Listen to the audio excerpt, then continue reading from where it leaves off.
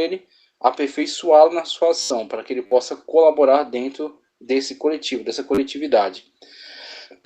Quem pode alcançar? E aí você tem algumas instituições importantes. A escola, que aí vai trabalhar, né, vai dividir a sociedade em pequenos grupos que estarão matriculados nessas classes, né? E o professor, então, vai se dirigir a eles a partir da questão do ensino, né, das matérias ligadas aos conteúdos da ciência, as áreas da ciência, e também, dentro dessa transmissão, vai comunicar a ele o seu próprio ponto de vista, o seu parecer, né, a ética que ele vai diluir dentre estes ensinos que ele está produzindo. O professor de história aborda, né, os fatos, mas também dá o seu parecer sobre eles. De geografia, né, fala sobre a geopolítica, por exemplo, a geografia também no âmbito econômico, vai também dar o seu parecer. Então tudo isso está construindo. Professores de sociologia, de filosofia, por aí vai. Então você tem uma instituição, a escola. Você tem outra instituição, a família. Né? Então, inclusive, existem algumas bandeiras de governo que atacam a família, dizendo que ela presta um desserviço, na verdade. Mas isso será confrontado com a realidade na qual, antes mesmo dessas bandeiras políticas surgirem no quadro da história, a família, desde tempos imemoriais, é que forma a sociedade. A sociedade é formada pelo núcleo familiar. Então, família e famílias que estão convivendo, tá certo? Estão buscando a melhoria do seu convívio, da sua coletividade, para que possam, então, ser protegidas e se beneficiar, tá certo, dessa convivência.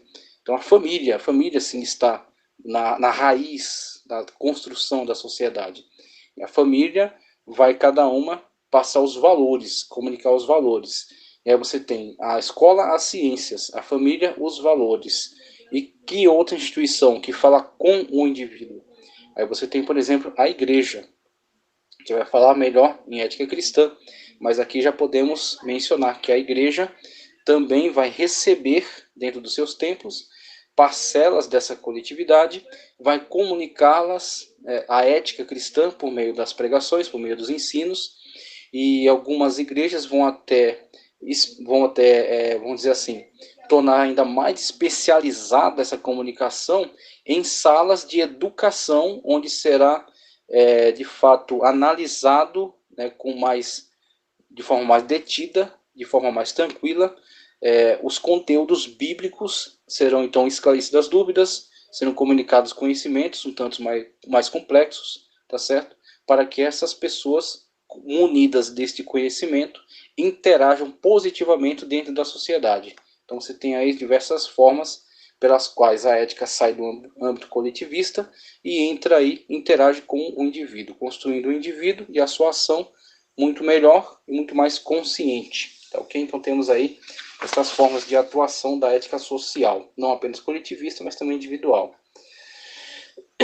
A tarefa da ética social pode ser mais bem compreendida em contraste com outros campos correlatos, em contraste com os estudos sociais da história, como era a situação do passado, e a ciência social, o que é a situação. A ética social ocupa-se com aquilo que deve existir, com normas e valores que servem para julgar o passado e o presente. Embora a ética social tenha uma tarefa distinta da história e das ciências sociais, ela não pode ser bem sucedida nesse esforço sem uma interação contínua com esses campos correlatos. O ramo mais excelente da ética social é a ética política, referente à vida estatal e interestatal. As normas da ética social devem extrair-se da essência do homem como ser social e dos quadros sociais fundados nessa essência. Por isso, a ética social não é senão a parte prático-normativa da filosofia da sociedade, como eu já havia dito, né?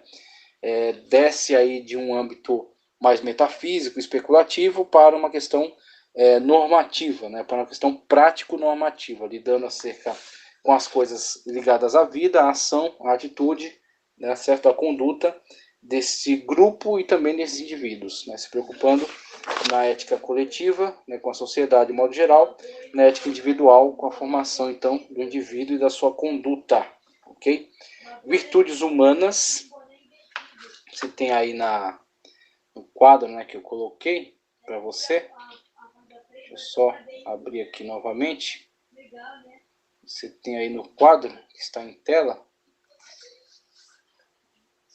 Vamos abri-lo, só um minuto. está aí representado, né? A figura que fala aí das conexões. Então a figura fala muito acerca das conexões entre os indivíduos que compõem o coletivo, a coletividade, como a sua ação de fato interfere positivo ou negativamente, né, para o funcionamento ou para a destruição desta coletividade, né, o que resultará também na sua preservação, vamos dizer assim, na preservação, né, dos seus interesses, na preservação da sua segurança, na preservação dos seus bens, ou na destruição, quando ele promove a destruição dessa sociedade, essa sociedade também não poderá protegê-lo, sendo ele também destruído. Então temos aí esta conscientização que precisa ser alcançada. Eu já coloquei um texto bíblico aí também nessa questão da ética social, para ver como a Bíblia também se preocupa, né? E como a Sagrada Escritura nos conscientiza acerca do papel que desempenhamos dentro da coletividade. Veja só Romanos 14:12 que diz: assim, pois, cada um de nós dará contas de si mesmo a Deus. Muito bem. Mesmo que para alguns seja rejeitada, né, esta colocação, alguns que rejeitam a fé, rejeitam a religião, os conteúdos bíblicos, mas eu acredito piamente que este é o mais eficaz sistema, a consciência mais efetiva na preservação da coletividade e da sociedade.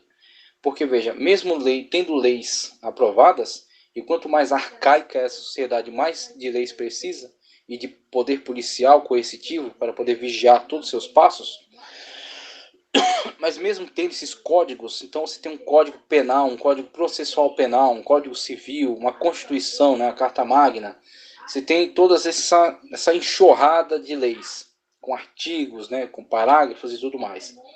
Tudo bem, mas ela não pode, vamos dizer assim, influir, a não ser que você conheça, né, e você então coloque ela de fato como uma preocupação, reflita acerca dela antes da sua ação, mas de um modo geral, extremamente geral, ela não influi a priori sobre a ação das pessoas. Ah, eu não vou cometer tal coisa porque vai infringir o código, a lei tal, o artigo tal, parágrafo tal da Código Civil.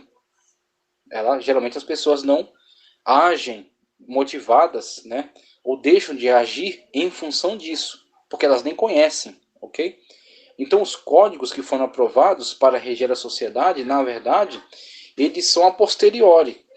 Então, uma vez que a ação cometida ela causou um dano, esse dano é percebido e é reclamado, o poder coercitivo do Estado vai agir agora. Então, alguém vai entrar com um processo contra você, ou a polícia vai até a sua casa te conduzir preso, tá certo? Então, é a posteriori. Então, a ação cometida, alguém vai fazer questão de colocar para você que você infringiu aquele determinado artigo do Código Civil ou do Código Penal, tá certo? E você vai sofrer as sanções da lei. Então é sempre a posteriori. Agora, quando olhamos para essa questão dos valores comunicados pela família, ok?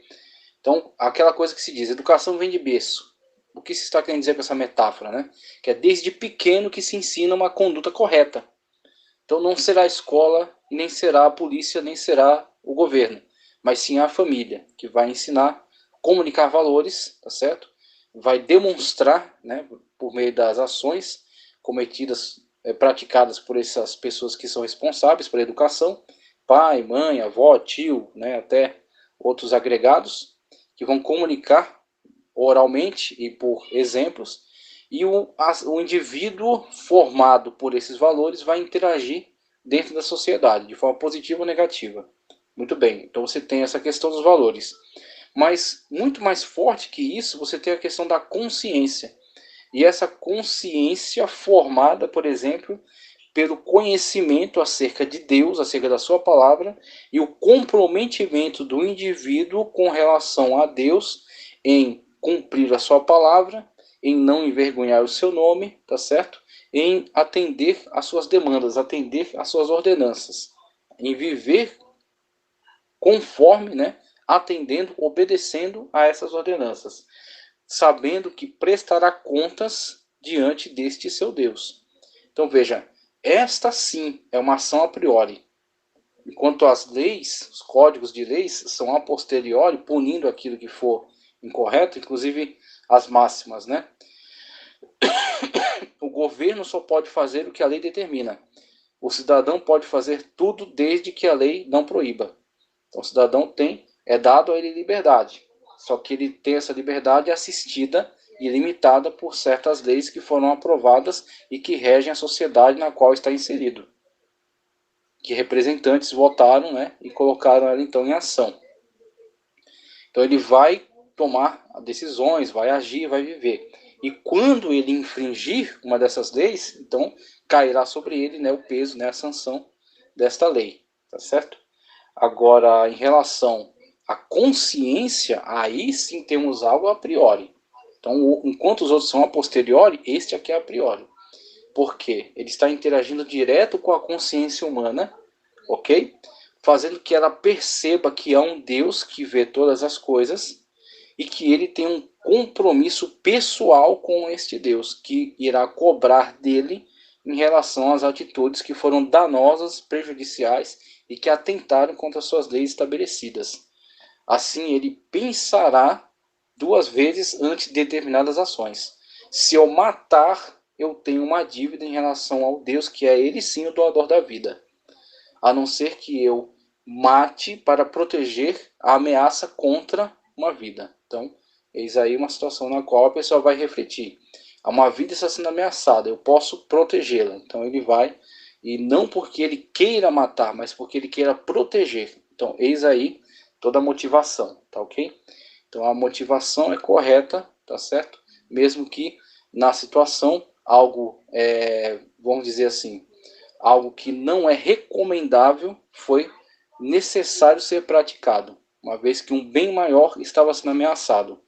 Ok? Então, veja que cai por terra aquela lógica, né, dos fins, os fins justificam os meios. De forma alguma. A finalidade ela tem que estar em sintonia com os meios praticados para alcançá-la. Então, se os meios foram completamente absurdos, a finalidade que se busca não pode servir como justificativa para eles.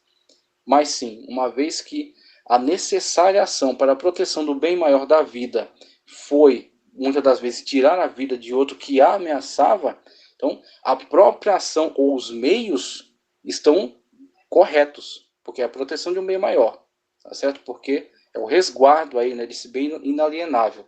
E os fins também serão alcançados corretamente, que é a proteção desta vida, a proteção desse bem maior. Então veja que nessa discussão existe uma questão a posteriori, que é a consciência de Deus, por exemplo, a consciência da responsabilidade diante de Deus. É a única regra a priori. As demais serão a posteriori, serão somente punitivas em relação à ação.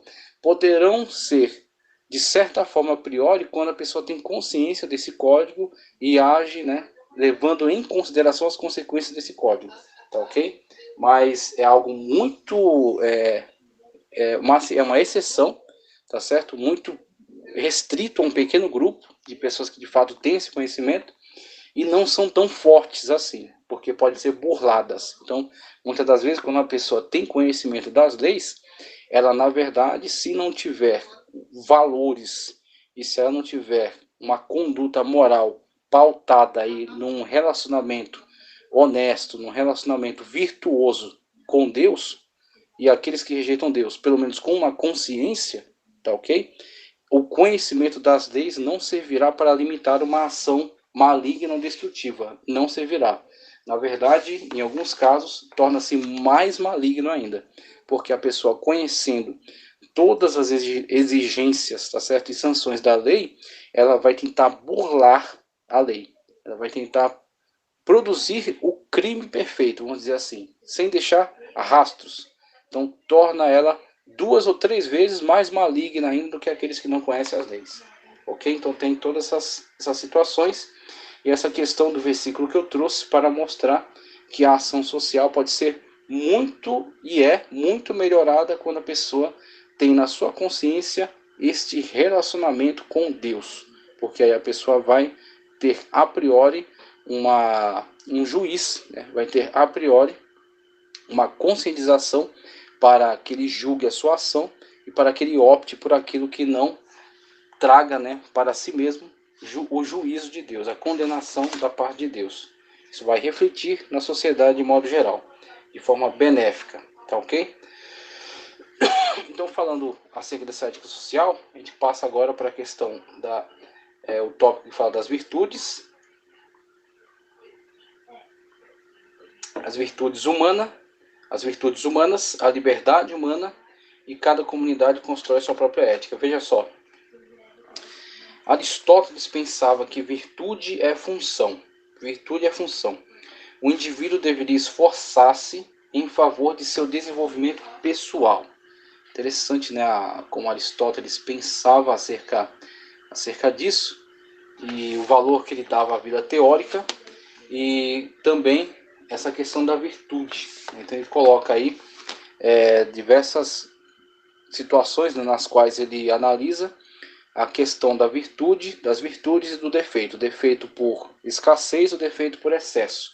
Tá certo? Então, você tem a virtude, a coluna do meio, tá certo? Que é o equilíbrio, e você tem os defeitos da virtude em excesso ou em falta, tá ok? Então, a covardia, a coragem ou a imprudência. Então, coragem, virtude.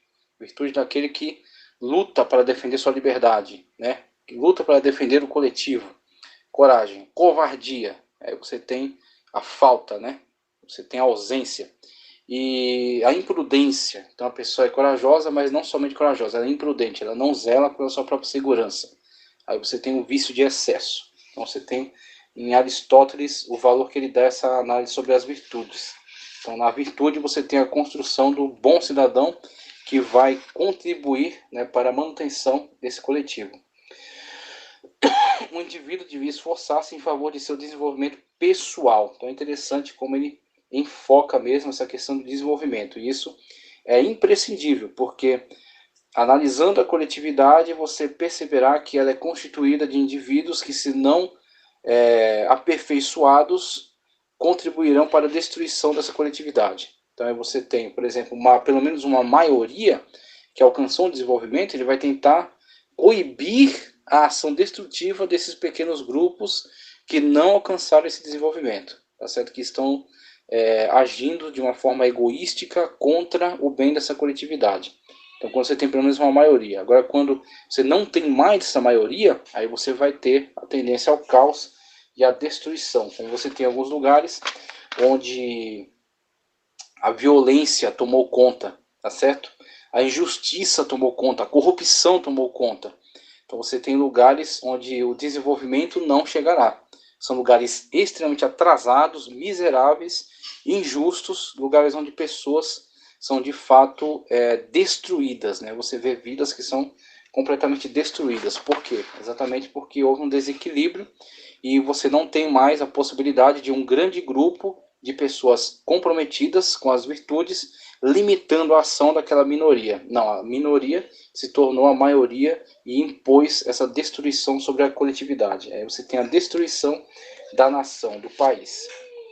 O indivíduo deveria esforçar-se em favor de seu desenvolvimento pessoal, ou seja, fazer de si mesmo um elemento singular dentro da sua sociedade. Porém, a função por ele ocupada deve existir a fim dele servir melhor à comunidade. O indivíduo, a sua melhoria, seu desenvolvimento, visando a sua ação na comunidade, tá certo?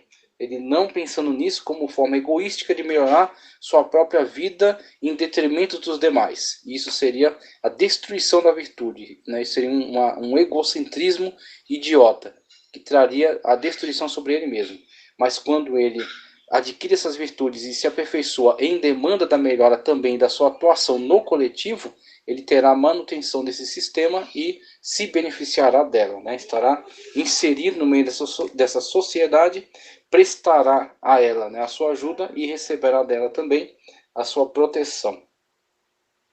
O homem que se desenvolve bem e então serve bem ao próximo seria o homem virtuoso ou bom, de acordo com o vocabulário de Aristóteles. Interessante essa análise. A liberdade humana e a ética. Faz parte da natureza humana anelar pela liberdade. Entretanto, isso será Isso está sendo pervertido em nossos dias. A liberdade cessa quando cometemos alguma infração contra os direitos alheios e tornamos-nos um elemento prejudicial na sociedade. Então, veja, isso aqui já foi discutido, a questão da interação que há entre liberdade e limitação. Se há uma total liberdade, há a liberdade da manifestação dos desejos mais sádicos e mais destrutivos. Então, se essa liberdade fosse concedida, claro, você não teria uma sociedade 100% autodestrutiva, mas com a multiplicação, tá certo, dessas injustiças, você teria pessoas que de fato têm prazer nelas, cometendo, e pessoas que mesmo não tendo prazer nelas, as comete como meio de se autoproteger. Aí você vê o individualismo reinando. Ou como meio de vingança contra aqueles que cometeram esses abusos contra ela. E aí você tem uma sociedade tendendo ao caos, o desequilíbrio. Então por isso que não há possibilidade de uma liberdade total. Para você poder conviver dentro de uma sociedade, você cederá parte da sua liberdade, tá certo? É a parte onde você atende aos interesses da coletividade, ok? Então você não pode pegar seu carro e só porque você gosta de velocidade, sair dirigindo a 150 km por hora dentro de uma via interna.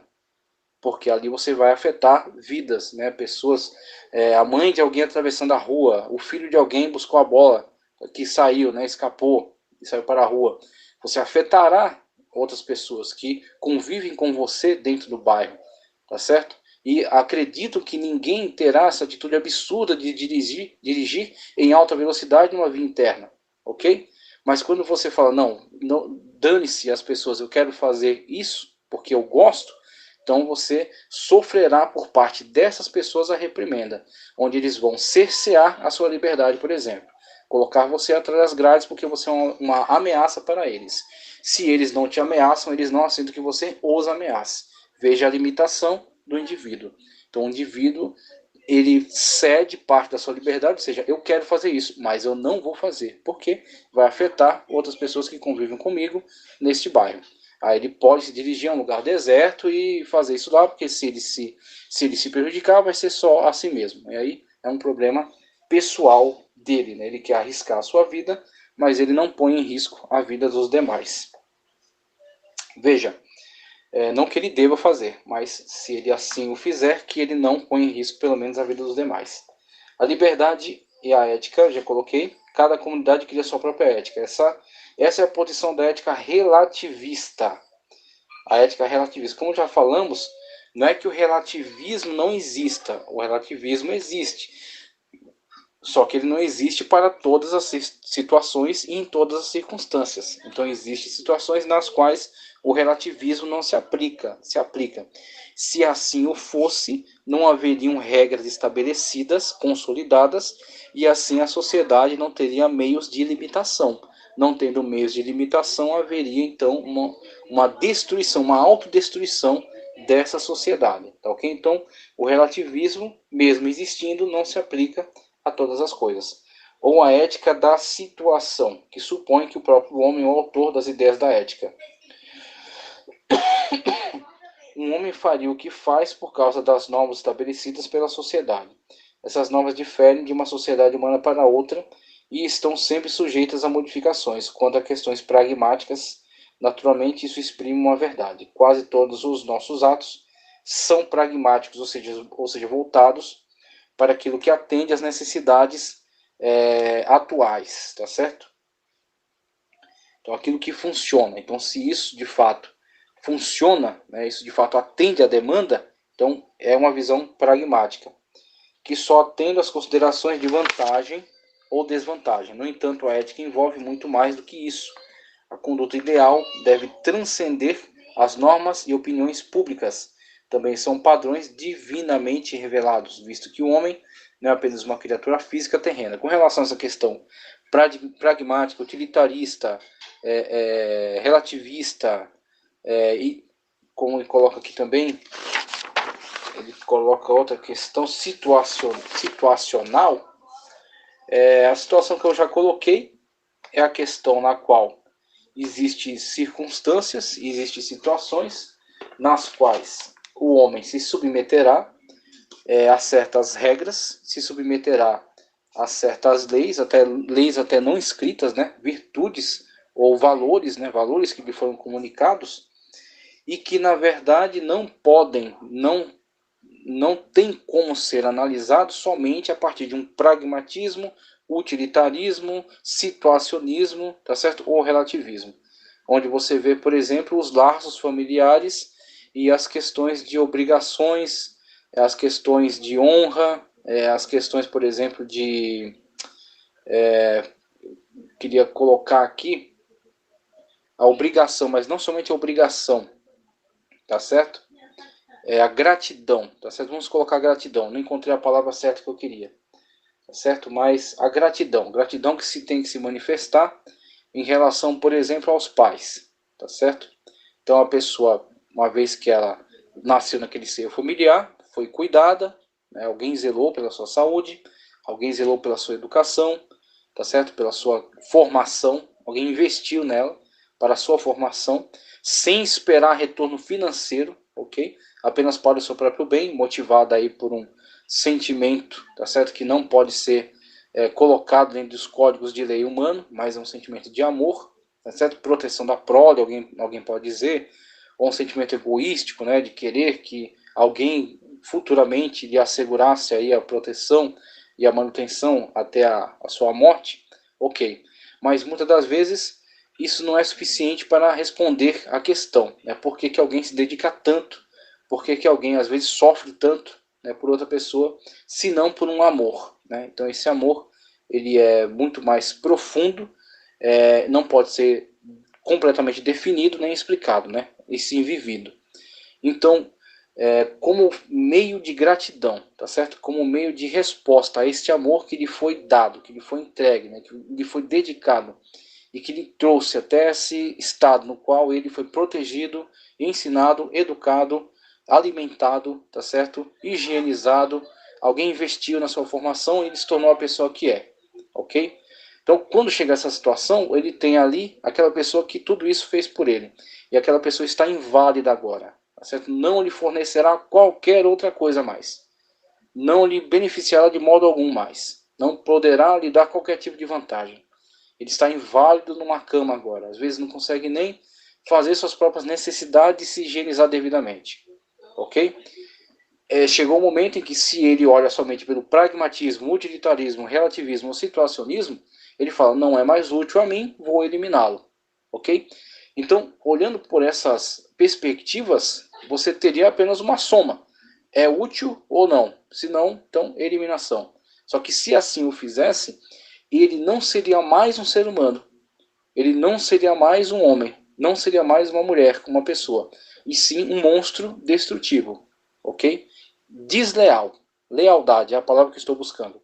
Ele seria um monstro desleal. E essa atitude dele certamente atrairia sobre si, primeiro, uma forte rejeição e punição por parte do coletivo, que desaprova totalmente essa deslealdade, ok? Sem contar ainda do juízo divino para o futuro, que certamente está sobre ele, né, grande julgamento, grande juízo, em função dessa terrível deslealdade. Então veja, essas questões não podem ser explicadas mais por essa questão pragmática, utilitarista, situacionista ou relativista. Elas estão ligadas mais a uma questão de valor, tá certo? E estão ligadas também a uma questão, passando da questão do valor humano, uma questão espiritual, uma questão de fé, ok? Uma fé no sentido de acreditar que existe um Deus que é limitador das ações e que de fato é punidor das injustiças. Então, olhando para essas questões, ou ele entrará pelo caminho de ser leal e agir para com essa pessoa com o mesmo amor que recebeu, tá certo? Sem nem olhar para essa questão de punição, de limitação, de juízo, mas somente por essa questão relacional. Uma vez que ele recebeu amor, uma vez que ele foi beneficiado com esse amor ao longo de toda a sua vida, agora ele, em troca, ele devolve, né, com o mesmo amor esta criação, mesmo suportando todas as dificuldades, ele vai cuidando e criando, vai cuidando, né, e zelando para que essa pessoa até o seu fim possa ter o máximo de conforto possível. Somente nessa plataforma dessa questão do amor e da lealdade. Mas se não alcançar esse nível, pelo menos ele vai ter um meio coercitivo, uma limitação na qual ele diz: se eu não for leal, se eu não for o mínimo possível respeitoso em relação aos meus pais, haverá uma sociedade para me punir. Então, se a pessoa pega lá seu pai, sua mãe e abandona numa casa suja, sem alimentação, abandonado sem higienização, tá certo? O abandono familiar. A lei já tem códigos, já tem artigos dentro do Código Civil e dentro do Código Penal que vai trazer punição sobre esse abandono, sobre essa situação. E para além dessa questão humana, você tem a questão do juízo divino que punirá esta injustiça. Tá certo? Ou será pela questão da plataforma do amor, ou será, de fato, pela essa questão da coerção praticada, né, efetuada pela sociedade através das leis e de Deus através do seu juízo. Tá ok? Então, eu trago sempre esse exemplo porque eu acredito que ele mostra para nós que nem sempre o pragmatismo, ou seja, aquilo que funciona, né, aquilo que é prático, nem sempre o utilitarismo, né, aquilo que é útil para você, atende aos seus desejos. Nem sempre o situacionismo, ou seja, aquilo que na situação é mais vantajoso. Nem sempre o relativismo, ou seja, aquilo que em relação a você, colocando você como centro da ação, aquilo que é o seu interesse pessoal. Nem sempre essas visões atendem a todas as demandas da sociedade. Não que elas não existam, inclusive a gente pratica o pragmatismo, utilitarismo, relativismo e situacionismo muitas vezes ao longo do dia, mas eles não respondem a todas as questões. Em algum momento você vai ter que abandoná-los e optar pelos valores recebidos e pela fé que você tem no seu Deus, tá certo? Ou pelo menos pelo medo do juízo mesmo. Tomara que não seja por esse, né, mas que seja algo muito mais virtuoso, que é sim o amor a Deus e a prática do bem, como Cristo recomendou. Tá ok? Então, olhando para essa questão da ética social, passamos agora para a questão da ética cristã. Veja, a ética social cristã, certo? A ética social cristã. Aí ele vai trazer algumas observações relevantes aqui em relação à ética